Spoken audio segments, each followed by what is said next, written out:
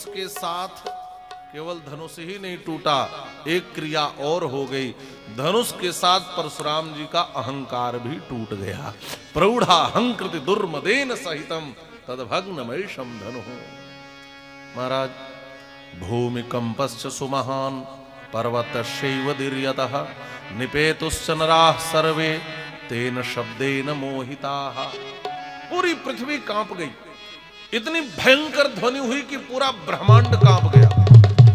निपेतुश्च नराः सर्वे तेन शब्देन मोहिताः। इतनी भयंकर हुई धनुष के टूटने की ध्वनि कि जितने राजा यहां पर खड़े थे, मनुष्य खड़े थे, सब पृथ्वी पर धड़ाम से गिर पड़े। महाराज, सब गिर पड़े। किसी ने पूछा कोई बचा नहीं? नहीं, कहा कुछ लोग ही संभल पाए, कुछ ही लोग खड़े रहे। कौन कौन? वर्जित्वा मुनिवरम राजानम तौच राघवौ।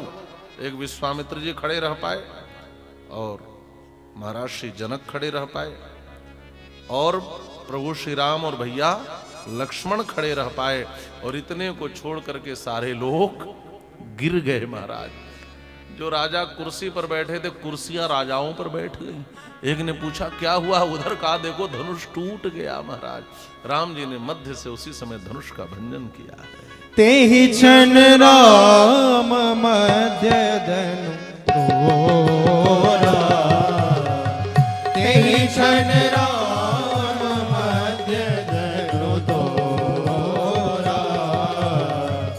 हरे भुवन ध्वनि घोर कह दोरा, हरे भुवन ध्वनि घोर कह दोरा। भगवान श्री राम ने धनुष का भंजन किया है। जयत ध्वनि होने लगी, शंखत ध्वनि होने लगी, वेदत ध्वनि होने लगी, हर्षत ध्वनि होने लगी। चारों तरफ महाराज आनंद छा गया। भगवान श्री राघवेंद्र ने धनुष का भंजन कर दिया। चारों तरफ खुशियां छा गई। किसी ने कहा राम जी ने धनुष तोड़ दिया, सब लोग खुश हो गए, लेकिन ये धनुष बेचारा उदास होगा। किसी ने धनुष से पूछा क्यों जी, बड़े अकड़ रहे थे, तुम तो टूट गए। धनुष ने कहा मैंने दुनिया वालों को एक संदेश दिया है, दुनिया के सामने भले अकड़ना, लेकिन भगवान के सामने कभी मत अकड़ना।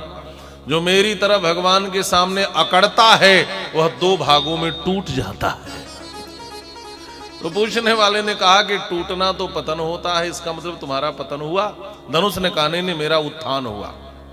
का उत्थान कैसे हुआ? कहा मैं भगवान शिव का धनुष हूं, उनके हाथों में रहता था। और देखो तो उसके बाद फिर देवताओं ने मुझे रखा, फिर जनक वंशीय राजाओं ने मेरी पूजा की जीवन भर। इस वंश में होने वाले राजा पूजा करते थे। और देखो तो मेरा सद्भाग्य, एक दिन भगवती भास्वती पराम्बा जगदीश्वरी जगतजननी जगदम्बा श्री जानकी जी ने अपने कर कमल में मुझे उठा लिया। और जिसको मां जानकी अपने कर कमल में उठा लें वह भगवान के कर तीर्थ तक जरूर पहुंच जाता है।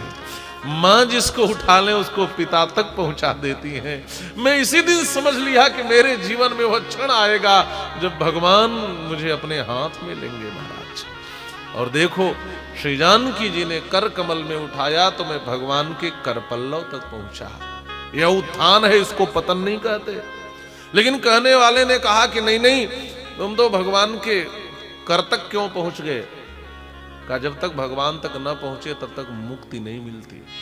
हनुमान नाटकम में हनुमान जी ने लिखा है कि धनुष ने कहा मैं तो राम जी के कर तीर्थ में आकर के मुक्त होना चाहता था, आज तो मैंने मुक्ति पा ली। लेकिन समाज तो यही कहेगा तुम टूट गए। कहा नहीं, ठाकुर जी ने तो मुझे ऊपर उठाया था।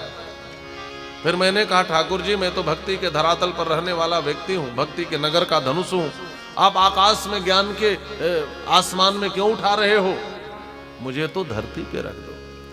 तो जब श्री राम मुझे नीचे रखने लगे तो पहले मैं श्री जानकी जी के चरणों में पड़ा रहता था, लेकिन अब तो चरण दो हो गए, एक तरफ राम जी के चरण, एक तरफ माँ जानकी के चरण। तो हमने कहा प्रभु मुझे नीचे जरूर रखना, लेकिन दो भागों में विभक्त करके रखना, ताकि एक टुकड़े से माँ जानकी के चरणों में पड़ा रहूं और दूसरे टुकड़े से आपके चरणों में पड़ा रहूं। तो ठाकुर जी ने तो इसलिए दो भाग में कर दिया ताकि मैं इन दो भागों से दोनों के चरणों में पड़ा रहूं। ये मेरा पतन नहीं है, मेरे जीवन का सर्वोत्तम उत्थान है।